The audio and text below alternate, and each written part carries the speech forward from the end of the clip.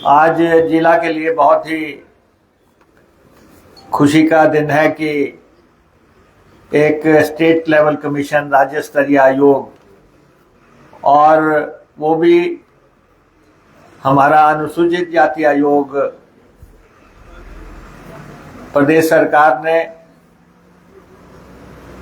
माननीय मुख्यमंत्री जी ने यहाँ स्थापित करने का फैसला लिया। और मुझे लगता है कि यहाँ स्थापना के कुछ समय के बाद ये बहुत ही दूरगामी नतीजे देगा और दलितों के, पिछड़ों के, वंचितों के, जरूरतमंदों के तमाम मामले जो है इस आयोग के माध्यम से यहाँ पे हल होंगे। और लगातार ये बात चल रही थी कि ऊना जिला में कौन सा कार्यालय आएगा, तो ये एक शुरुआत है। आने वाले समय में हम आगे कदम बढ़ाएंगे।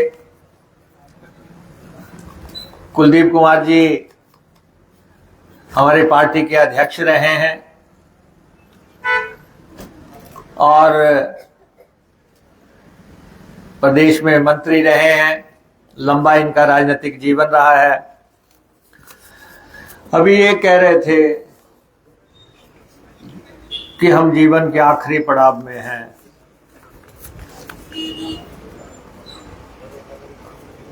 और राजनीति में तो आपको मालूम ही है, जाट मरा तब जानियो जब 13वीं हो जाए। पॉलिटिशियन कब जिंदा हो जाए, कभी किसी को खारिज मत करना जीवन में, किसी राजनेता को। ना जाने कब आ जाए, किधर से आ जाए, किधर से निकल के आ जाए। इसलिए मैं आपकी इस बात से मैं सहमत नहीं हूं कि ये आखिरी दौर है। आपकी दीर्घ आयु हो, आपकी लंबी आयु हो, उसकी मैं कामना करता हूं। और आप इस बोर्ड का संचालन जो है, जिस भावना से यहाँ स्थापित किया गया है, वो आप यहाँ पे करें। हमारे साथी सहयोगी कुटलहट के युवा विधायक बिक्कू जी भी यहाँ पे पहुंचे हैं। ये मैं इसलिए साथ में जोड़ रहा हूं कि कौन कब जिंदा हो जाए। आपने देखा कि अच्छे भले भुट्टो साहब चल रहे थे, लेकिन ईश्वर को था कि अब विवेक जी को बनाना है, तो कोई ना कोई चाल ऐसी चली जाती है। तो जिसके भाग्य में है वो बन जाता है। तो अब विवेक जी बने हैं, इनके पिताजी भी हमारे पारिवारिक साथी रहे हैं और डिप्टी स्पीकर रहे, एमएलए रहे। और मुझे लगता है कि ये भी जिले के विकास के लिए कदम उठाएंगे। लेकिन हमारा जिला जो है,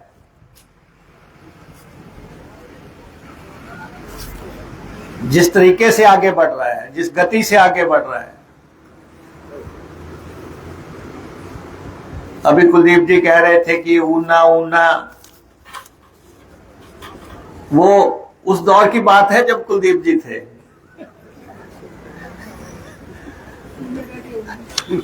अब ऊना की बात नहीं है।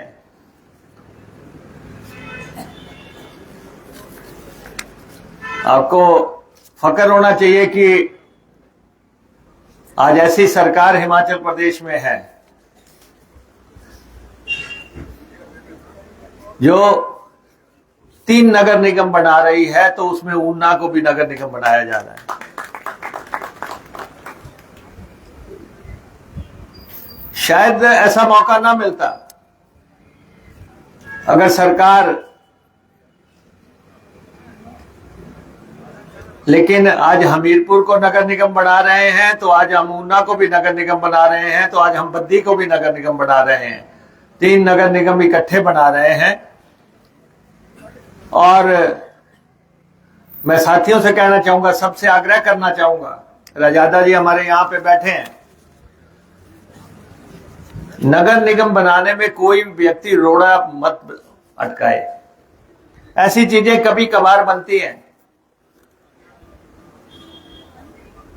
लोग, आप बाहर जाते हैं, पढ़ते हैं, दिल्ली नगर निगम, कानपुर नगर निगम, फलान नगर निगम, अरे ऊना में बन रहा है तो क्या परेशानी हो रही है? विकास होने के बाद पता लगता है कि उसकी अहमियत क्या है। आज चाहे ना पता लगे, जब ये नगर निगम काम करेगा, आबादी में छूट दे के, क्राइटेरियाज को रिलैक्स करके, तब जाके जो है नगर निगम बनाया जा रहा है। और कुछ समय तक पहले कहा जाता था शिमला नगर निगम, फिर उसके बाद कहते थे कि जी धर्मशाला नगर निगम।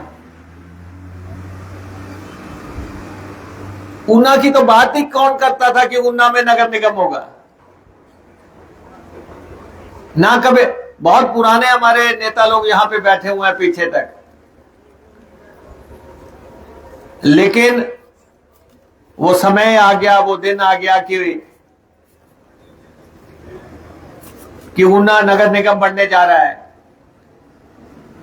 अगर प्रदेश में एम्स बिलासपुर में खुल गया, अगर सेंट्रल यूनिवर्सिटी देरा में खुल गई, अगर आईआईएम सिरमौर में खुल गया, या जो आईआईटी मंडी में खुल गई, तो हमें फक्र है कि हमने ट्रिपल आईटी यहां पे स्थापित की। जो ऐसे संस्थान है, ये हमें राष्ट्र में पहचान दे रहे हैं।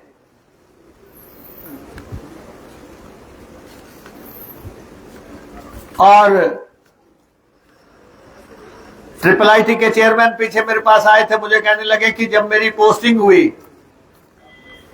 तो मैं जब पोस्टिंग को स्वीकार किया तो मैंने किया ट्रिपल आईटी पूना। तो कहते जब मेरे पास ऑर्डर आया तो वहां लिखा था ट्रिपल आईटी ऊना। फिर वो देखने आए कि ऊना कहां पे है। यहां आए तो कैंपस देखा।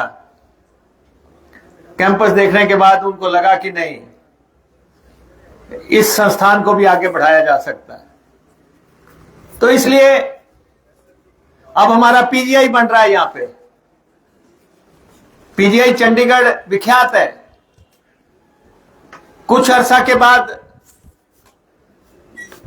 पीजीआई ऊना काम करेगा, अगर एम्स बिलासपुर काम करेगा, अगर इंदिरा गांधी मेडिकल कॉलेज शिमला में काम करेगा, टांडा कांगड़ा में काम करेगा, तो पीजीआई ऊना में काम करेगा। और सरकारें निरंतरता में चलती हैं, श्रेय लेने का कोई मसला नहीं है कि कौन सा काम किसने किया, किस व्यक्ति ने किया, वो जनता को हमेशा पता रहता है।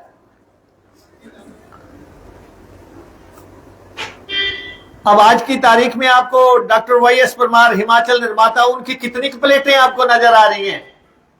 18-20 साल वो चीफ मिनिस्टर रहे हिमाचल प्रदेश के। आपको कितनी प्लेट्स नजर आ रही हैं कि कहीं पे आपको वीरभद्र सिंह जी ने 18-20 साल शासन किया और इस प्रदेश को एक नई पहचान दी। कुछ समय के बाद उनकी पहचान, प्लेटें नजर आनी बंद हो जाएंगी। ये सिर्फ राजनेताओं की खुशफहमी है अपने दिल की कि मेरे नाम की प्लेट लग गई। लेकिन अब मैं दुल्हड़ के स्कूल में गया था, लोगों ने कहा ये तो कैरो साहब बना गए थे। तो लोगों को याद है, प्लेट चाहे जिस मर्जी की लगी हो, लोगों को याद है कि कैरो बना गए थे। लोगों को याद है कि ये झलेड़े का जो पुल है 1962 में, जब हम पैदा भी नहीं हुए थे, उसमें कैरो साहब इस पुल को बना गए थे। तो इसलिए प्लेट की राजनीति से ऊपर उठ के हमने यहां हिमाचल प्रदेश का सबसे लंबा पुल बनाया, हरोली से ऊना, आपके सामने है। अभी भी उसको जो है काम चल रहा है। अब उस पे जयराम जी अपनी प्लेट लगा गए, लेकिन कोई ये कहेगा तो नहीं कि ये जयराम ने बनाया, सब कहेंगे मुकेश ने बनाया। प्लेट लगी रहेगी। इसलिए हमें अपना कर्म करना है, और कर्म हमारा ये है कि एमएलए में आज हूं, कल ये थे, परसों कोई और था। किराएदार है, कोई जाति मकान थोड़ा नहीं है। आज हम हैं, कल कोई और होगा, परसों कोई और होगा। जनता अपने हिसाब से फैसला करती है। लेकिन हम इस जिला को ऐसी जगह पहुंचाने के लिए कृत संकल्प हैं। कुटलैहड़ के विधायक यहां पे आए हैं, इनके वहां पे हम एडवेंचर टूरिज्म शुरू कर रहे हैं। गोविंद सागर में दुनिया आएगी, आपने देखना। अगर कश्मीर में लोग आते हैं, अगर गोवा में लोग जाते हैं, कि विदेशों में लोग जाते हैं, तो हमारे पास तो इतना सुंदर स्थान है कुटलैहड़ कॉन्स्टिट्यूंसी में। और हमने अब टेंडर कर दिए हैं, 16 इवेंट्स एक साथ शुरू करेंगे।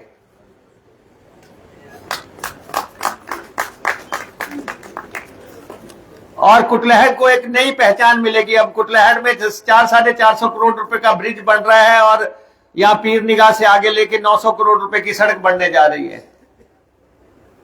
ये एक नई पहचान कुटलैहड़ कॉन्स्टिट्यूंसी को, ऊना जिला को देगी।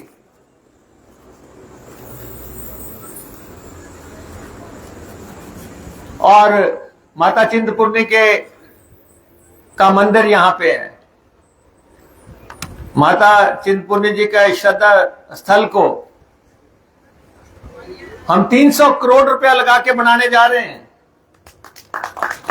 और 3 चरणों में। वहां हम रोपवे लगाना जा रहे हैं। थोड़ी कुछ लोग अब विरोध करते हैं, मेरा उन सब से ये आग्रह है, वैष्णो देवी बन सकता है, किसी को दिक्कत नहीं है। चिंतपूर्णी बनने लगेगा तो रोड़ा अटकाएंगे। वैष्णो देवी में रोपवे लग रहा है। अभी मैं मथुरा में गया था, वहां राधा जी के मंदिर को जो है रोपवे लग गया। रोजाना हजारों लोग उस रोपवे से मंदिर में जा रहे हैं, और मंदिर का आकर्षण पहले से कई गुना बढ़ गया। लेकिन चिंतपूर्णी मंदिर में लगाने लगे तो कहेंगे जी कारोबार खराब हो रहा है। अरे माता रानी ने चाहा तो कारोबार और आगे जाएगा। ईश्वर पे भरोसा रखो, लेकिन जिले की डेवलपमेंट होने दो।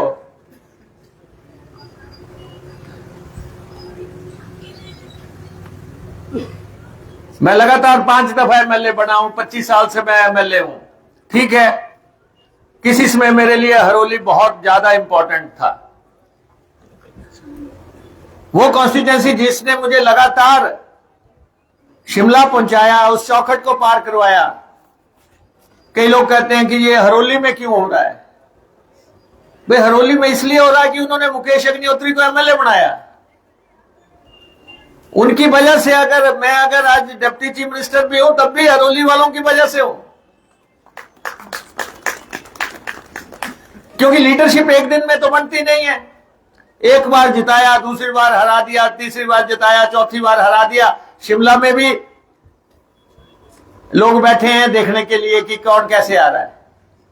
तो अगर हरोली कॉन्स्टिट्यूंसी में पहले कोई अपनी लड़की भी नहीं देता था शादी करने के लिए, कि नहीं वहां तो पानी भरती मर जाएगी। आज आप देख सकते हैं कि हरोली में बदलाव कैसे हुआ है।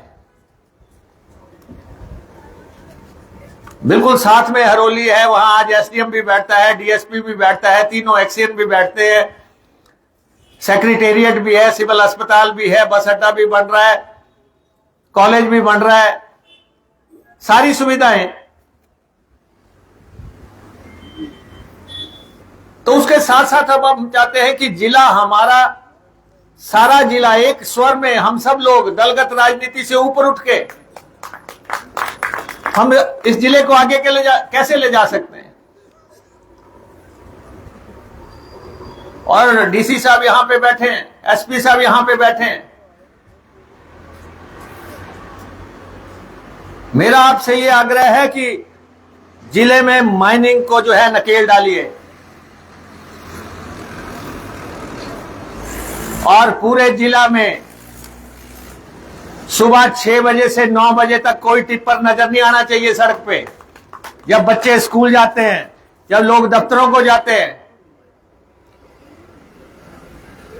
और रात को जो है लगभग 7 बजे से 10 बजे तक जब लोग खाना खा के बाहर सड़कों पे उतरते हैं खाना पचाने के लिए या दूसरे काम करने के लिए, उस समय कोई टिप्पर ऊना की सड़कों पे जो है को रौंदता हुआ नहीं जाना चाहिए।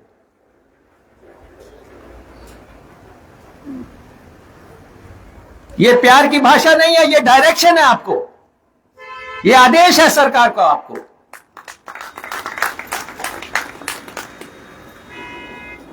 क्योंकि जब हम बार बार बोल रहे हैं कि 3 चीजें ऊना से अबॉलिश करनी है, माइनिंग की वजह से जो है पहले बहुत बदनाम हुआ, पिछले शासन में भी होता था। अगर आज कुछ लोग बयान दे रहे हैं कि जी मुकेश अग्निहोत्री ने माइनिंग के लिए क्यों बोल दिया, अरे आपके टाइम में जो होता था नंगा नाच मैंने देखा है। किस ढंग से 500-500 टिप्पर जाते थे, लोग साथ में जाते थे कि जी आपके टिप्पर हम जो है बाहर निकाल देंगे, कैसेटें रिलीज होती थी। लेकिन हम तो शरेआम बोल रहे हैं, ऊना जिला के हित में बोल रहे हैं कि माइनिंग जो है वो पर्दे से ही होनी चाहिए, जितनी की होनी चाहिए, जितनी जरूरत है, पंचायतों को जरूरत है, दूसरी चीजों की जरूरत है। दूसरा, चिट्टे का कोई आरोपी बख्शा नहीं जाए इस जिले में, जो भी हो जाए, कोई कितना बड़ा पॉलिटिशियन हो, कितना बड़ा नेता हो, कुछ भी पाटेखा हो, चिट्टे वाले को जेल जाने से कोई बचा नहीं सके। और यह संकल्प हम सब ऊना वासियों को लेना है। आपको भी आस पड़ोस में लगता है कि यह आदमी चिट्टा बेच रहा है, सीधा पुलिस को बताओ, एडमिनिस्ट्रेशन को बताओ। और अच्छा काम किया है, अभी पुलिस ने काफी लोग पकड़े हैं। लेकिन हम बॉर्डर पे रह रहे हैं, हमारी अपनी दिक्कतें हैं, लेकिन चिट्टे वाले को जो है पूरी तरह लगाम डाल दी जाए प्रशासन की तरफ से। और मैं ये भी कहना चाहता हूं प्रशासन से, ये जो पीपल के पेड़ काटने वाले हैं, बड़ के पेड़ काटने वाले हैं, इनकी गाड़ियां जो है आदमी समेत जब्त कर दी जाए। ये जिले की प्रतिष्ठा का सवाल है। आज की तारीख में कोई नया बड़ का पेड़ तो लगा नहीं रहा, पीपल का पेड़ लगा नहीं रहा, आम के बगीचे खत्म हो गए। फिर बॉर्डर पे सुबह इतनी गाड़ियां कैसे आती हैं? डीएफओ साहब यहां पे बैठे हैं। मुझे इस बात की परवाह नहीं है कि कल विपक्ष के लोग बोलेंगे कि जी मुकेश ने कहा जी माइनिंग हो रही है, चिट्टा बिक रहा है, या जो है पेड़ कट रहे हैं। लेकिन मुझे अपने जिला में ये सब चीजों पे अंकुश लगाना है। और इस पे अगर लोगों ने हमें मैंडेट दिया है, अगर लोगों ने हमें कहा है कि आप सरकार चलाओ, आपको हम एमएलए बना के भेज रहे हैं, तो ये हमारा जिम्मा है। और प्रशासन एक्टिव नजर आना चाहिए इन चीजों में। ये ढिलमुल से नहीं चलेगा, बहुत हो गया। अफसरशाही को काम करना पड़ेगा, कर्मचारियों को काम करना पड़ेगा। मैंने पहले भी कहा, अभी मैं जैसे ही आया पत्रकार मुझे कह रहे हैं कि जयराम ने ये कह दिया, जयराम ने वो कह दिया। जो चले गए उन्होंने क्या कह दिया, इससे मैं बेपरवाह हूं। जिनको जनता ने खारिज कर दिया, हमें तो अपना जिला देखना है कि इस जिले में बल्क ड्रग पार्क कैसे बनेगा। 2000 करोड़ रुपए का पार्क है। बीजेपी के टाइम में फैसला हुआ था कि ये पूंजीपति बनाएंगे। हमारी सरकार ने फैसला किया पूंजीपति नहीं बनाएंगे, केंद्र सरकार और राज्य सरकार ज्वाइंट वेंचर में बनाएगा। 1000 करोड़ केंद्र लगाएगा, 1000 करोड़ जो है प्रदेश सरकार लगाएगी, और आपके सामने बना के तैयार करके दिखाएंगे। अभी 100 करोड़ रुपए का पानी का काम हो गया है, लेकिन हम रोज शोर नहीं मचाते कि हमने ये कर दिया। हमारे अधिकारी लगे हैं बल्क ड्रग पार्क के लिए जेजो से कैसे रेल पोलियां पहुंचानी है। हम अगले बजट में प्रस्ताव ला रहे हैं, कैसे वहां की सड़कें बननी है, कैसे वहां पे बिजली का काम होना है, उस पर हम लगे हैं। आज दिन तक ऊना जिला में बिजली पैदा नहीं हुई। ये पहला सोलर प्लांट इसी जगह पे हमने लगाया, हमारी सरकार ने लगाया, रिकॉर्ड टाइम में लगाया। ऊना बिजली पैदा करने वाला जिला बना, अपने आप कुछ किया नहीं, कह रहे जी उसमें घोटाला हो गया। करो, आप जांच करो, जो करना चाहते आप करो, ये आपको लिबर्टी है। लेकिन हम जिले के विकास के लिए फैसला लेने से हम डरते नहीं हैं। लेंगे फैसला हम, जो भी इस जिले के लिए जरूरी होगा वो फैसला हम लेंगे। जिसको आलोचना करनी है वो आलोचना करे, आलोचना का भी स्वागत है। लेकिन हम अपने काम में लगे, और मैं अपने कर्मचारी साथियों से कहना चाहता हूं कि हम कर्मचारियों से बेहतरीन संबंध रखना चाहते हैं। हमारा ट्रांसफरों से कोई मतलब नहीं है, हम किसी को नहीं बदलते। लेकिन हमने आपको ओपीएस दी, ओल्ड पेंशन स्कीम हमने लागू की, और ये मैं आपको बता देता हूं, आज बता देता हूं, अगर कभी गलती से भी भाजपा इस प्रदेश में आई तो ओल्ड पेंशन स्कीम बंद हो जाएगी, तो पेंशन बंद हो जाएगी। हमने तो आपके इस दुनिया में रहने तक का बंदोबस्त कर दिया। जब तक आप हैं तब तक आपको पेंशन मिलेगी। पेंशन बंद किसने की थी? पेंशन बंद तो श्रद्धेय अटल बिहारी वाजपेयी जी ने की थी 2003 में। पेंशन देने से इनकार किसने किया था? जयराम जी को आप सुनते थे, वो कहते थे कि अगर पेंशन लेनी है तो चुनाव लड़ो। विधानसभा के पटल पे उनके ये बयान है। और आज भी मैं जयराम जी ये कहना चाहता हूं, आज अभी मुझे कोई कह रहा था, आज मैंने अखबारें पढ़ी, नहीं कहते जी मुकेश अग्निहोत्री का इस्तीफा मांग रहे हैं। अरे मेरा इस्तीफा क्या मांगोगे आप? मुकेश अग्निहोत्री तो फक्कर है, जन सेवा के लिए समर्पित है। मेरी पत्नी की मृत्यु के बाद मेरे पास सिर्फ एक ही काम है, हिमाचल का विकास और आप लोगों की सेवा। मेरा कोई एजेंडा नहीं है, मुझे कुछ अर्जित नहीं करना है। मेरी पब्लिक चाहेगी, आप लोग ऊना के लोग चाहेंगे कि आप तुम मुकेश अग्निहोत्री झुंगी में रहे, तो मैं आज ही टेंट लगा के यहां रहने को तैयार हूं, क्योंकि मेरा कोई अब वैसा परिवार नहीं है। मेरा परिवार ऊना की जनता है, मेरा परिवार हिमाचल है, और ऊना के लिए जो कुछ हो पाएगा वो मैं करूंगा। इसलिए जयराम जी पहले ये बताए कि अगर कभी भाजपा पावर में आएगी तो ओपीएस का क्या होगा? एक बार तो मुंह से बोल दो, ये जुबान आपको मिली है कि अगर कभी हम भी आए तो हम ओपीएस को लागू करेंगे, लागू रखेंगे। इतना भी नहीं निकलता मुंह से। सत्ता से बाहर है तब भी नहीं निकलता। इसके लिए जिगरा चाहिए था, दिल चाहिए था कि वो कर्मचारियों को ओपीएस देंगे। वो जिगरा हमारी सरकार में था, हम में था और हमने लागू किया। आप लोगों ने तो ओपीएस का हमारा 9,000 करोड़ रुपया रख लिया हुआ है, दिल्ली में दे नहीं रहे हैं। हम कह रहे हैं कि हमने पेंशन लागू की, उसका पैसा 9,000 करोड़ आपके पास जमा है, आप दो, नहीं देते। उल्टा कहते कि आपने ओपीएस लागू की, आपके कर्ज की सीमा घटाई जाएगी। हमारा जो प्रदेश कर्ज ले सकता है, जो जितनी लिमिट है वो घटा दी आपने, कर्ज की सीमा आपने घटा दी। ओपीएस का पैसा आप नहीं दे रहे हैं। इतना डिजास्टर हुआ, उसका पैसा जो मिलना था वो आपने नहीं दिया। रेवेन्यू डेफिसिट ग्रांट जो है उस पे आपने कट लगा दिया। फॉरेन फंडिंग के प्रोजेक्ट पे आपने कैप लगा दी। रोज दिल्ली जाते हैं बीजेपी के लोग, जाके वे कहते हैं कि हिमाचल को पैसा ना दो, लेकिन हम अपने हिमाचल के, ऊना के आप कर्मचारियों को ये कहना चाहते हैं,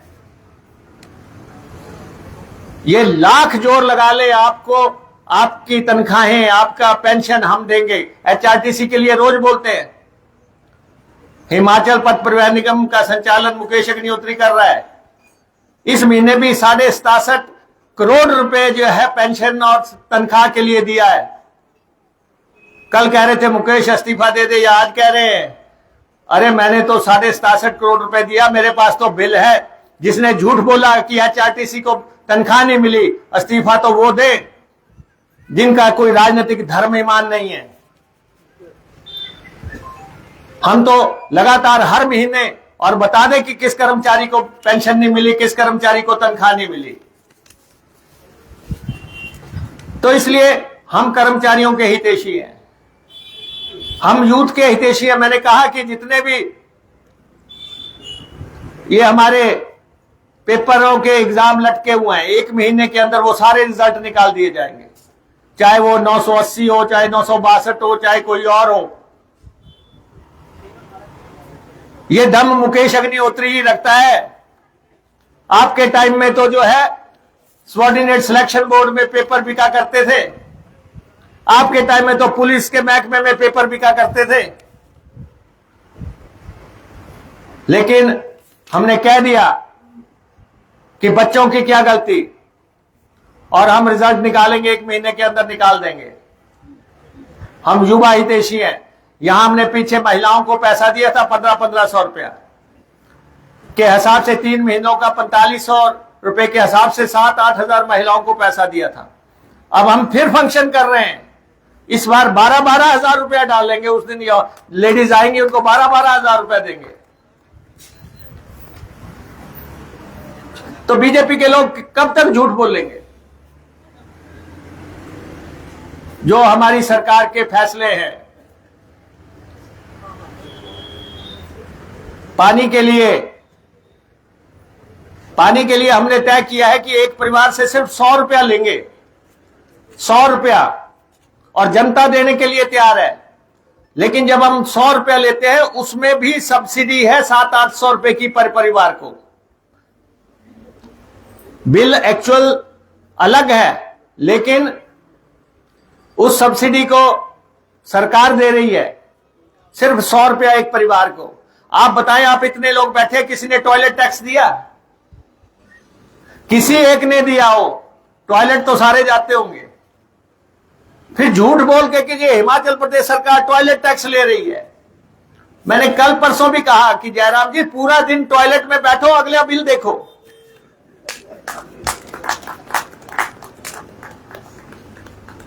तो इसलिए झूठ के पांव नहीं होते। कहते जी एचआरटीसी वालों ने जो है कुकर के पैसे ले लिए। अरे एचआरटीसी अपने जीवन का 50वें साल में प्रवेश कर गई है। 50 साल से सेवा कर रही है आप लोगों की। जहां कोई नहीं जाता वहां एचआरटीसी जाती है। प्रदेश के दूर दराज दुर्गम इलाकों में, ट्राइबल इलाकों में एक दिन में 5 लाख लोगों को एचआरटीसी अपने घर पे छोड़ती है। आप उन लोगों की सोचो जो सारे घाटे के रूट चला रहे हैं, जो महिलाओं को 50% रियायत पे सफर करवा रहे हैं, जो 24/7 स्टीयरिंग पे बैठ रहे हैं और जो 50वें साल में प्रवेश हो गए, आप उनके बारे में बोली जा रहे हैं। अरे अगर आप गाड़ी में नहीं है, आप ट्रेवल नहीं कर रहे हैं और आप सामान भेज रहे हैं, क्या उसका टिकट लगना चाहिए कि नहीं लगना चाहिए? आप गाड़ी में ही नहीं है, आप कोई लिफाफा भेजना चाह रहे हैं, आप कोई बैग भेजना चाह रहे हैं, तो उसको जब टिकट लगती है, लेके जाते हैं 100 किलो का सामान और फिर कुकर के आगे टिकट लगा के कहते हैं ये कुकर की टिकट लग गई। सारी जनता जानती है। एचआरटीसी को बदनाम करके कुछ नहीं होगा। बहुत बड़ी सेवा का इतिहास है एचआरटीसी का। इस साल मैं 1000 बसें डाल रहा हूं, 1000 नई बसें, 250 डीजल की, 300 इलेक्ट्रिक, छोटे टेम्पू ट्रेवलर डाल रहे हैं। हम अपने काम में लगे हैं बेपरवाह। तो इसलिए चाहे कोई सिर फिरा बोले, चाहे कोई बाबरा बोले, चाहे जिसकी दिल में जो आता करे, हम अपने लक्ष्य की पूर्ति के लिए, इस जिले को आगे ले जाने के लिए आप सबके सहयोग से, यहां की सड़कें कैसे अच्छी हों, यहां पानी पे इस जिले में 2000 करोड़ रुपया खर्च रहे हैं। पानी की समस्या उस जिले में जहां हमेशा दिखते नहीं, हमेशा हमेशा के लिए दूर हो जाएंगी। तो इसलिए हमारा जीवन खुली किताब है, हम कुछ नहीं छिपाने वाले। आपको हर चीज, आप हर समय हम आपके सामने रखते जाएंगे कि प्रदेश की क्या स्थिति है, कौन क्या कर रहा है। और खास तौर पे आज यहां पे अनुसूचित जाति आयोग बना है। दलित समाज का, अनुसूचित समाज का बहुत बड़ा योगदान है।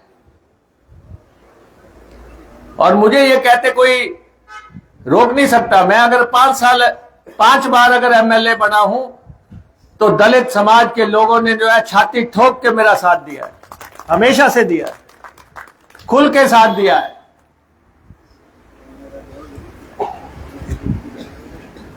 अभी हम मंदिर बना रहे, लोग कहते हैं अयोध्या में जाके मंदिर बनाते हैं। हम यहां पे ईसपुर में शीतला माता का मंदिर बना रहे हैं। चिंतपूर्णी का तो खैर वो तो बात ही अलग होगी। हमारे ये मंदिर जो है चिंतपूर्णी माता जी का, बाबा बालकनाथ जी का, नैना देवी जी का, ज्वालामुखी जी का, 100 करोड़ रुपया हमारे पास पूंजी जमा है और टनों के हिसाब से हमारे पास सोना चांदी जमा है। ये जनता ने दिए और इन मंदिरों में लोगों की जबरदस्त आस्था है। और हमारा जिला तो जो है तप स्थान है, जहां बाबा रुद्र जी का तप स्थान है। कहां कहां जाते हैं हम, लेकिन बाबा रुद्र जी का, बाबा बाल जी का और विवेक जी की कॉन्स्टिट्यूंसी तो जो है महादेव के मंदिरों से जो है पूरी तरह सजी हुई है। 3 मंदिर एक से बढ़कर एक है। हम इन मंदिरों को भी किस ढंग से आगे बढ़ाना है, कैसे मदद करनी है, हम कर रहे हैं। गुरु रविदास जी महाराज जी के मंदिरों को हम पैसा दे रहे हैं, 50-50 लाख, 25-25 लाख, जो जिस तरह ढंग से डिमांड आ रही है। लेकिन जिन्होंने कभी चौधरी नहीं दी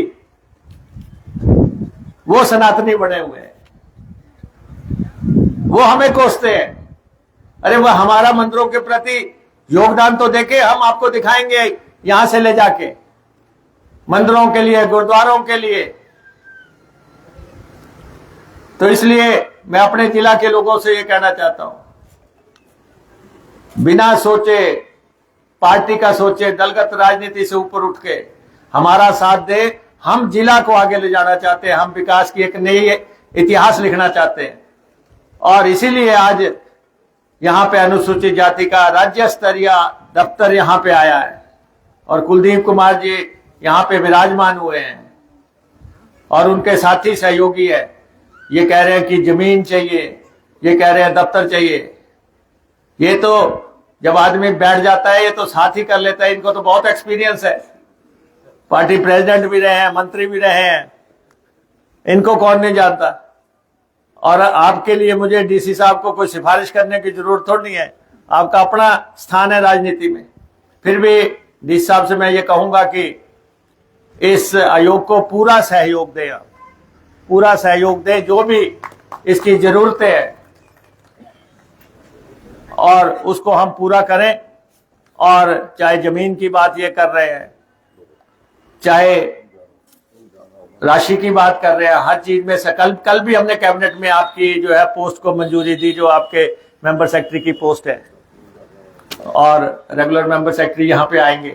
तो इसलिए आपको मेरी तरफ से शुभकामनाएं, और जितने भी लोग यहाँ पे आए आप सबका बहुत बहुत मैं आभारी हूँ।